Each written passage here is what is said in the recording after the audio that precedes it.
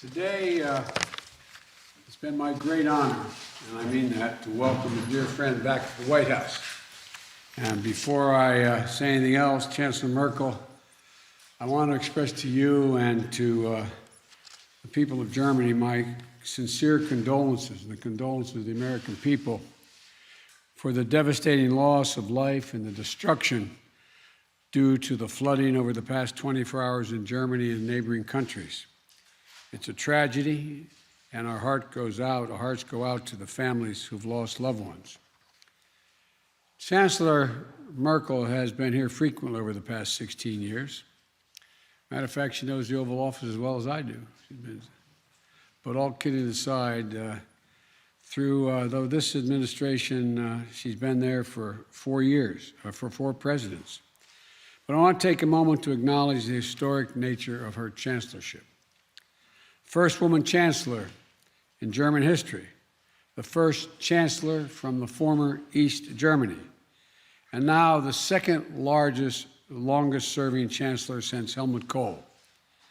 Here's an exemplary life of groundbreaking service to Germany, and I might add, and I mean it from the bottom of my heart, to the world.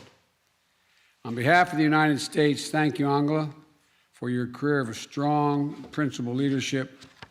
And thank you for speaking out for what is right and for never failing to defend human dignity.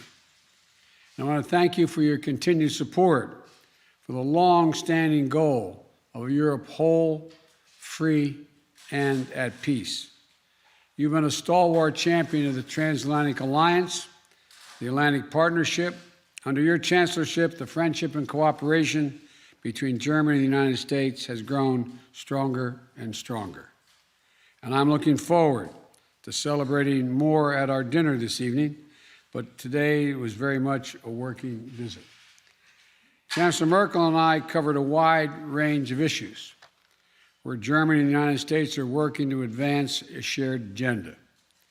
We discussed together with our fellow major democracies at the G7, Germany and the United States have responsibilities to lead with our values, as do the other members of NATO. And today, I've confided that in our new Washington Declaration, which we've codified, a document affirming our commitment to the democratic principles that are at the heart of both of our nations, and how we will apply them to meet the biggest challenges of today and tomorrow. Both our nations understand the imperative of proving that democracies can deliver the needs of our people in the second quarter of the 21st century. We will stand up for democratic principles and universal rights when we see China or any other country working to undermine free and open societies. And we are united in our commitment to addressing democratic backsliding, corruption, phony populism in the European Union or among candidates for the EU membership or anywhere we find it in the world. We agree on the importance of further integrating the Western Balkans into European institutions, and in our continued support for the sovereignty and territorial integrity of Ukraine, as well as the continued importance of reforms in the support of their Euro-Atlantic aspirations. We stand together, and will continue to stand together, to defend our eastern flank allies at NATO against Russian aggression. And while I reiterated my concerns about Nord Stream 2, Chancellor Merkel and I are absolutely united in our conviction that Russia must not be allowed to use energy as a weapon to coerce or threaten its neighbors. And today, we're launching a climate and energy partnership to support energy security and the development of sustainable energy technologies, and emerging economies, including in Central Europe and Ukraine. To unite our efforts to upend on our global climate ambitions, that we have to up the ante. What happened, as we talked about, when Paris Accord was set, We thought we had established just how serious it was, but things have gotten much more dire since even that date. And to unite our efforts to up the ante on global climate ambitions. I also thank Chancellor Merkel for the dedication and the sacrifice of German troops who have served side by side along with U.S. forces in Afghanistan for almost 20 years. And we reaffirmed our shared commitment to continuing to counter terrorist threats where we find them, including in the Sahel in Africa. And when we think about the future we want for the world, there's no issue set at all that I believe we find anything other than the certainty that a commitment that between the United States and Germany doesn't benefit whatever the problem and the concern is. We need to fight COVID-19 pandemic everywhere to strengthen global health security for tomorrow, so we're ready for the next pandemic. We need to make sure that the rules of the road governing the use of emerging technologies advance freedom, not authoritarianism and repression. And we need to promote a sustainable and inclusive economic recovery that enhances the prosperity and opportunity for all, and so much more. This isn't just work of governments. It's the work of our peoples, sharing their innovation and insights, joining together to amplify our collective impact. So today, we're launching a Futures Forum between our two countries, which will bring together top experts across business, academia, civil society, and more to collaborate as we shape our shared future. Madam Chancellor, I know that the partnership between Germany and the United States will continue to grow stronger on the foundation that you have helped to build. But on a personal note, I must tell you, I'll miss seeing you at our summits. I truly will. So thank you again, Angela, for making the journey, for our productive meeting today, and for your friendship.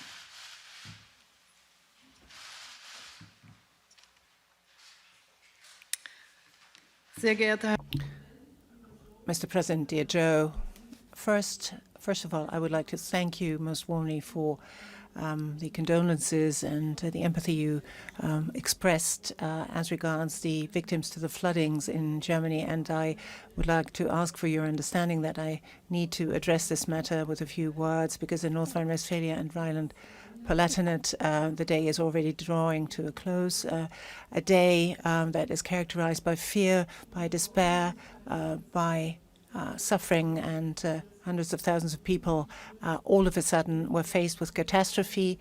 Their houses were literally death traps. Small rivers turned into flooded, devastating rivers. And I must say that my empathy and my heart goes out to all of those who in this catastrophes lost their loved ones, or who are still worrying about the fate of people still missing. And I include Belgium, Luxembourg, and the Netherlands, who've also suffered from floodings. The rescuers, first responders are doing their utmost to help people. I must say that I'm very much feeling with those who've suffered, and I know that millions of people in Germany feel the same. The Minister Presidents of Ms. Dreyer and Mr. Laschet, Minister Presidents of Rhineland-Palatinate and North Rhine-Westphalia, respectively, and also the ministers who are responsible here. I talked to them, and I would like to send out a message to the people that we will not leave them alone with their suffering, and that we're trying our utmost to help them in their distress.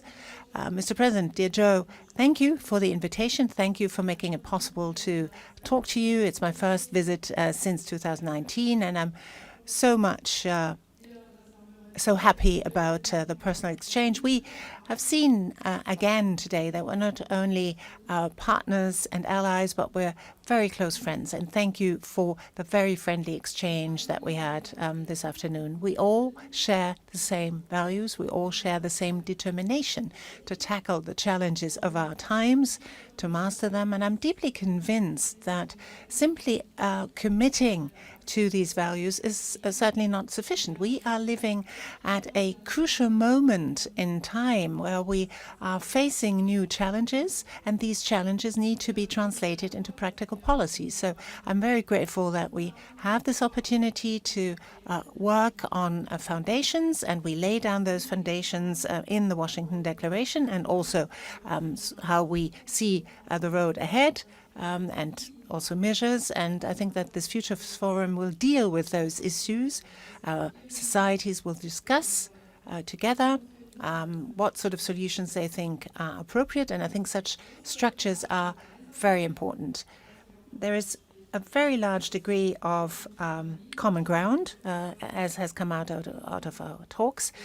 We are convinced, both of us, that overcoming this pandemic is only possible if as many people as possible are vaccinated in our countries, and many wish to do that. We have to also support the rest of the world with vaccines. We work together with COVAX, and I'm very grateful to the United States that under your leadership, dear Joe, the U.S. has committed itself very clearly and unequivocally to multilateralism, be it on climate, be it on reform of the World Health Organization, and support also to WTO. Germany and the United States have agreed to provide vaccine doses to poorer countries. We work within COVAX, as I said.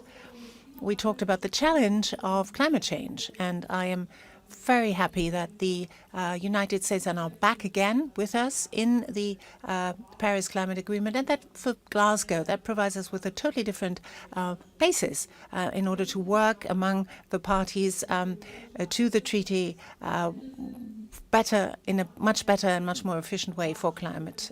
And we see countries that are besought by floodings, by wildfires, and by storms in an increasing manner, and that shows that there is a dramatic increase in such unusual weather phenomena, and we have to contend with this. Germany and the United States have now forged an energy and climate partnership. I think it's a very important message that we're sending here. We want to build on future-oriented technologies, green hydrogen, for example, renewables, electromobility. We're in competition with others on this planet, and we would like to be successful together, and Germany is very much looking forward to cooperating in this respect. And I support the President in what he proposed as a global infrastructure project, which we agreed on the G7 summit.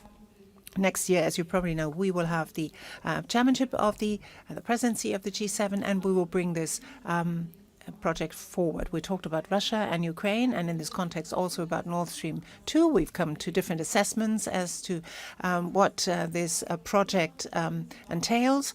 But let me say very clearly, our idea is and remains that Ukraine remains a transit country for natural gas, that Ukraine, just as any other country in the world, has a right to territorial sovereignty, which is why we've become engaged and continue to be engaged in the Minsk process. We will be actively acting should Russia not respect this right of Ukraine that it has as a transit country. So Nord Stream 2 is an additional project, and certainly not a project to replace any kind of transit through Ukraine. Anything else would obviously create a lot of tension. And we're also talking about how we can actually make this very clear together. We also talked about other priorities in our foreign policy, for example, our relationship with China. We are countries who stand up for free, democratic societies, stand up for those rights, civic rights for those who live in these societies. So wherever human rights are not guaranteed, we will make our voices heard and make clear that we don't agree with this. We are also for territorial integrity of all countries of the world. We also talked about the many facets of cooperation and also of competition with China, be it in the economic area, be it on climate protection, be it in the military sector, on security. And obviously there are a lot of challenges ahead. On the nuclear agreement with Iran, JCPOA, we think that everything ought to be done in order to bring this to a successful conclusion. But I think that is something that is also, the ball very much here is also in the Iranian camp. Now, over many, many years, we've served together in Afghanistan. You've been able to contain, to a certain degree, terrorist dangers, but unfortunately we have not been able to build a nation as we would like it to look. And still, I would hold it was a good partnership, has been a good partnership with the United States all throughout its experience. Also, very good contacts between our soldiers. I know our soldiers greatly appreciated that. We also talked about Sahel, the Sahel zone, where terrorism is on the rampage. And obviously, for us in Europe, this is a great challenge. And also for the countries on the ground, we're very grateful to the United States for their mission in order to contain and push back against these terrorist advances. We also have drawn up we've also agreed on a German-American dialogue between our business communities, because we have considerable trade links and we wish to build on this. And obviously, the economy and economic ties are of prime importance to us. It was a very, very good exchange. We're close partners. I would like this to remain even after I have left office. And I think with this visit, we probably paved the way to make it possible to also create formats where we can exchange, because the world will continue to be a place that is full of challenges. So thank you very much for making it possible for us to tackle those together. Thank you. Thank you very much. We're each going to take 2 questions, and I'm going to begin by recognizing Steve Portnoy and congratulate you on your new role as president of the White House Correspondents Association. Thank My you, sir. sympathies. No, but thank you. I appreciate that, sir. On behalf of the press corps, thank you. And we're looking forward to the day we can have even more reporters all the way to the back of the room. So thank you very much. I have a couple of questions for you, also a question for the Chancellor. But Mr. President, with respect to Latin America and the developments there in the last week plus, Yes. what are the circumstances under which you would send American troops to Haiti? That's the first question. The second question is, when it comes to Cuba, what is your current thinking on American sanctions toward Cuba and the embargo? And today your press secretary said that communism is a failed ideology. I assume that's your view. I was wondering if you could also give us your view on socialism. And then for the Chancellor, the question is, Madam, the President said that you know the Oval Office as well as he does. I'm wondering if you could reflect on your exchanges with American presidents over the last 16 years, and particularly contrast the current president with his most immediate predecessor. In 2 minutes or less. Obviously, I know why they elected you president. Well, let me start off by answering the question relative to Haiti and Cuba. And communism is a failed system, universally failed system. And I don't see socialism as a very useful substitute, but that's another story. With regard to whether the circumstance in which we would send military troops to Haiti, we're only sending American Marines to our embassy to make sure that they are secure and nothing is out of whack at all.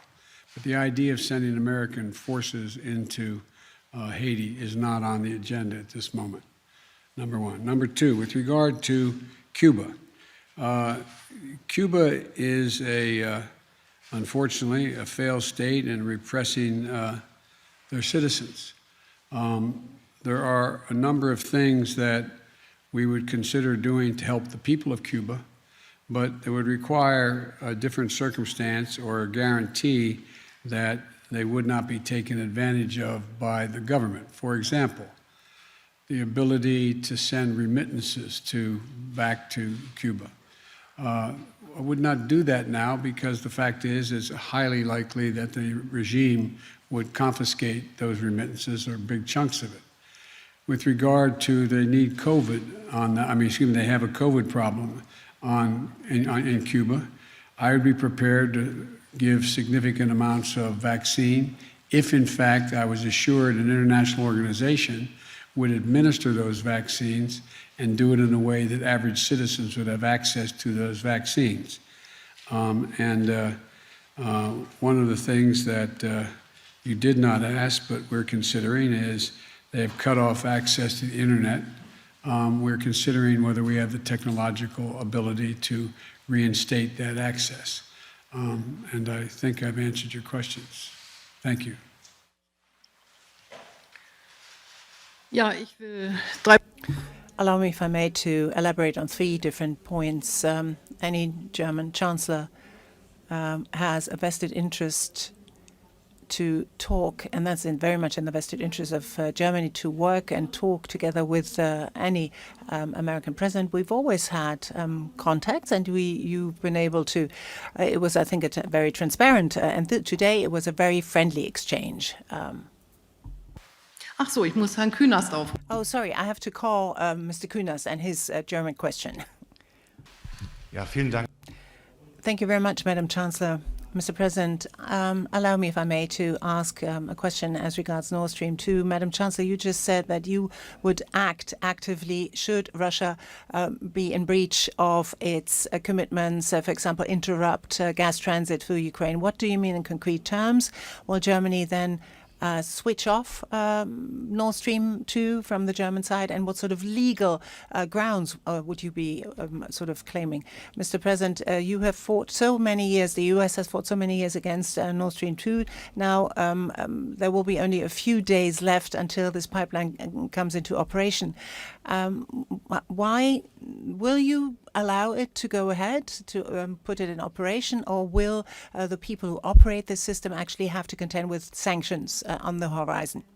Well, Mr. Kuhner, says the Chancellor, you know that we've worked a lot, not only Germany, incidentally, but the whole of the European Commission, for talking to Russia and Ukraine, negotiating a treaty that ensures until 2023 the gas contract, and after that gas deliveries must be possible as well. That is what I've heard, at least. Let me be very careful here in my wording. And then should that no go ahead, we have a number of instruments at our disposal, which are not necessarily on the German side, but on the European side. For example, sanctions as regards Crimea, or in breach of the Minsk Treaty, has shown that we have those sanctions, these instruments at our disposal. We have possibilities to react. We are in contact with our European friends on this, but at the point in time of which I hope we will never have to take those decisions, you will then see what we do. My view on Nord Stream 2 has been known for some time. Good friends can disagree. And but by the time I became president, it was 90% completed. And imposing sanctions did not seem to make any sense. It made more sense to work with the Chancellor on finding out how she would proceed based on whether or not Russia tried to essentially blackmail Ukraine in some way. And so the Chancellor and I have asked our teams to look at practical measures we could take together, and whether or not Europe energy security, Ukraine security are actually strengthened or weakened based on Russian actions. And so this is we'll see. We'll see.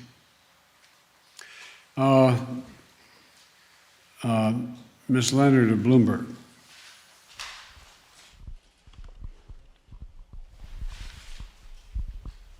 Can I hold it?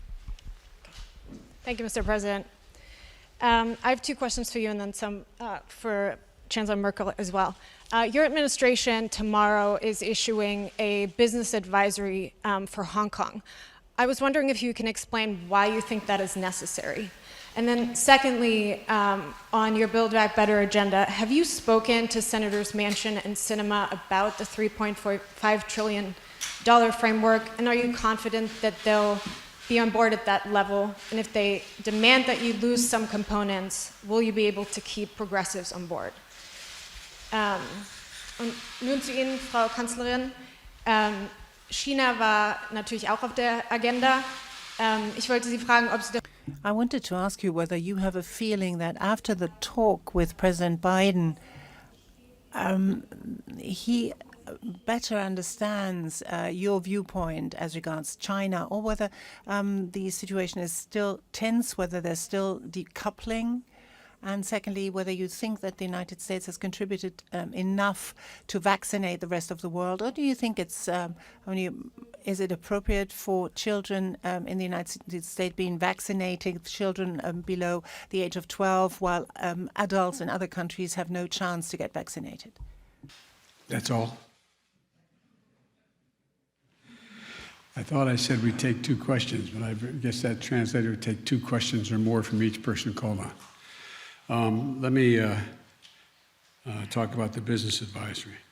The situation in Hong Kong is deteriorating, and the Chinese government is not keeping its commitment that it made how it would deal with Hong Kong.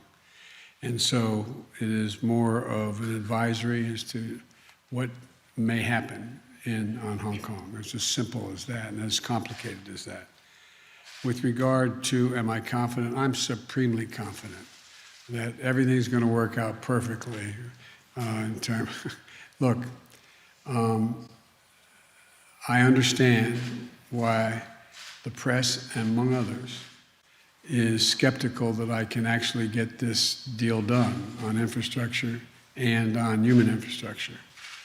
And I've watched and listened in the press, declared my initiative dead at least 10 times so far. I don't think it's dead. I think it's still alive. I still have confidence we're going to be able to get what I proposed and what I've agreed to in the bipartisan agreement on infrastructure.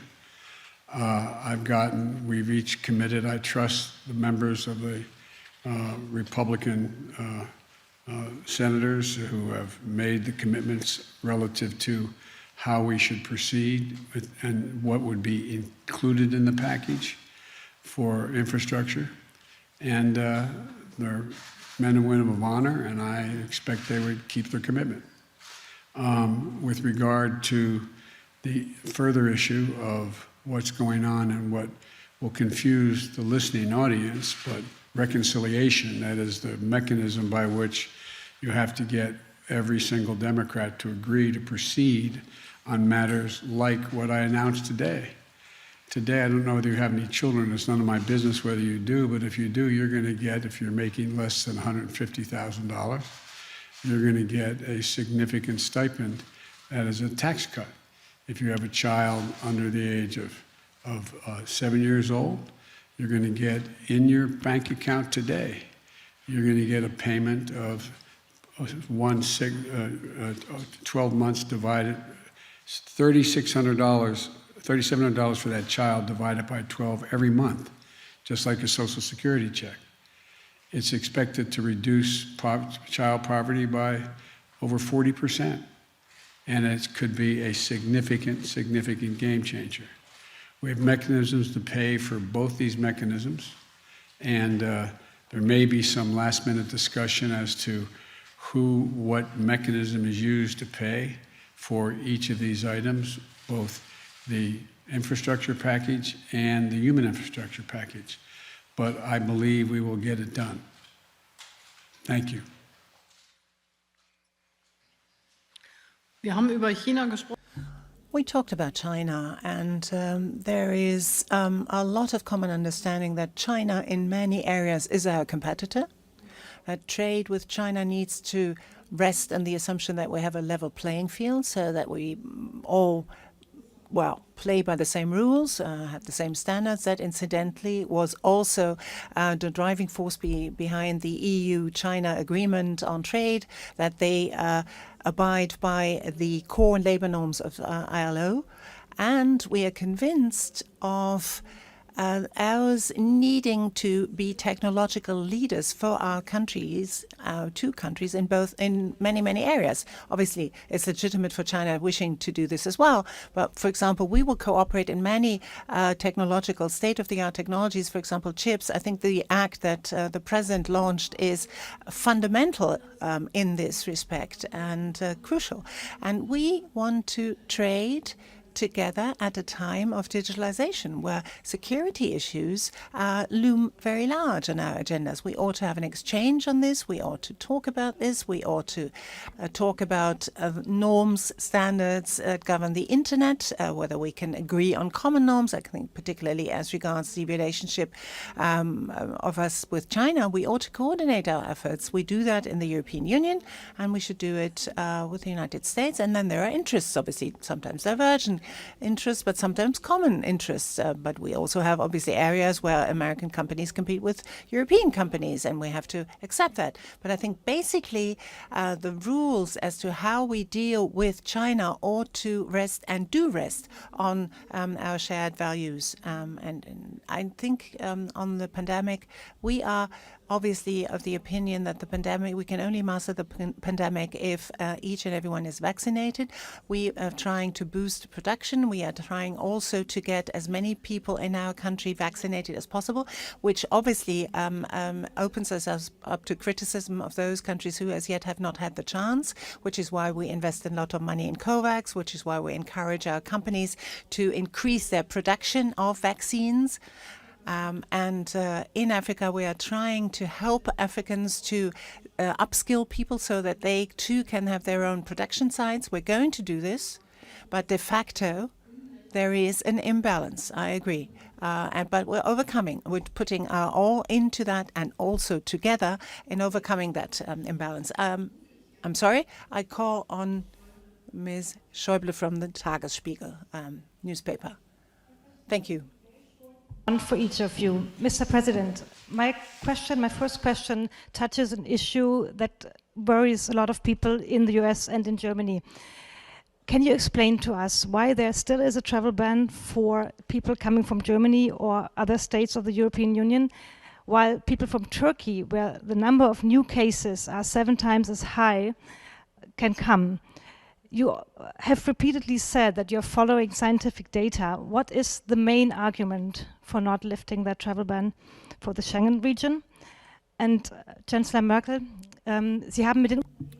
You talk to the business companies here. You heard their concerns. You heard their headaches. Some have threatened that they're going to shift business away from the United States. What was your main argument to work for a lifting of the travel ban, and have you had success with this? We brought in the head of our COVID team because the Chancellor brought that subject up. It's in the process of seeing how soon we can lift the ban. It's in process now. And I'll be able to answer that question to you within the next several days, what is likely to happen. I'm waiting to hear from our folks in our COVID team as to when that should be done. And the Chancellor did raise it. I did raise the issue, yes, and got the same answer that the President gave you just now. The COVID team is evaluating the matter. We had an exchange on, in both areas, the Delta variant actually being on the increase. That is, again, a new challenge to both of us. And obviously, before such a decision, one has to reflect, and it has to be a sustainable decision. It is certainly not sensible to have to take it back after only a few days. So I have every confidence in the American COVID team. Having been here many times, if we don't leave right now, we're going to miss dinner. Chancellor and I have a dinner with a number of folks, and very shortly. So thank you for your attention, and thank you for your questions. Thank you. Thank you.